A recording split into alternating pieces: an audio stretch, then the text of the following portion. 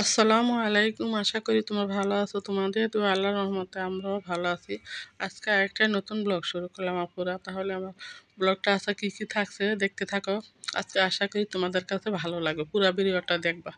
এই যে দেখো, তোমার ভাইয়া শালগম, কুমড়া, বেগুন নিয়ে আসলো। আমার এতটুকু বয়সে আপুরা আমি এত বড় বেগুন দেখি নাই, লাউর মতো।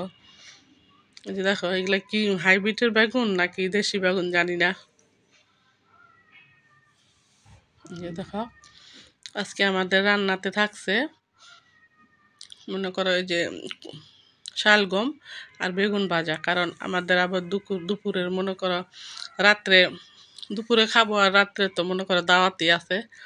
দাওয়াতে কি কি খাইলাম পুরা, তোমরা পুরো ভিডিওটা দেখতে পারলে বুঝতে পারবা।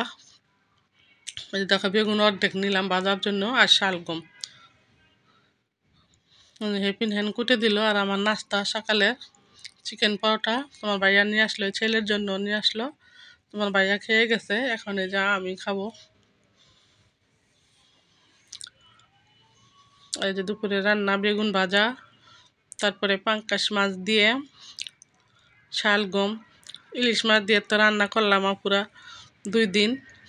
আজকে ভাবলাম ইলিশ পাঙ্কাশ মাছ দিয়ে রান্না করি। এই যে বেগুন ভাজা হয়ে গেছে, এখন এই যে মাছগুলো ভেজে নিলাম শালগম দিয়ে রান্না করার জন্য।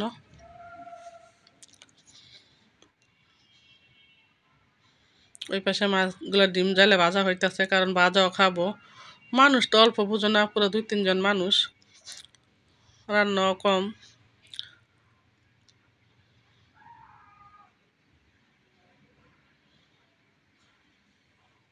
পেঁয়াজগুলো ভাজা হয়ে গেছে, এখন অল্প ঝোল দিয়ে দিল হালকা করে।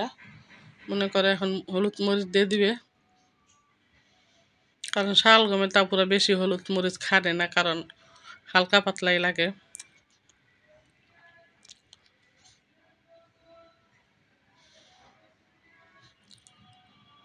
দেখতে দেখতে যদি ভালো লাগে আপুরা, আমাকে একটা লাইক দিয়ে দেখবা আর কমেন্ট সাবস্ক্রাইব করে দিবা, আমার পাশে থাকবা। কারণ আপুরা আমি নতুন, হয়তো অনেক কিছু ভুল ত্রুটি হয়, তোমরা মনে কিছু করবা না, ক্ষমা দৃষ্টিতে দেখবা। এই যে শালগমের তরকারিটা কষানো হয়ে গেছে, এখন মাছগুলো দিয়ে দিব।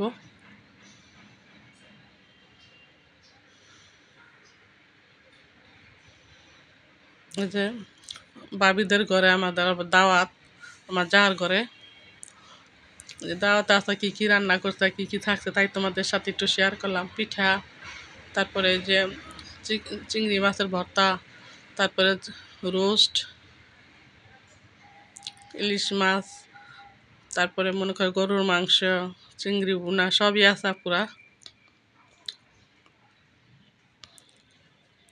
এগুলো রাত্রের খাবার,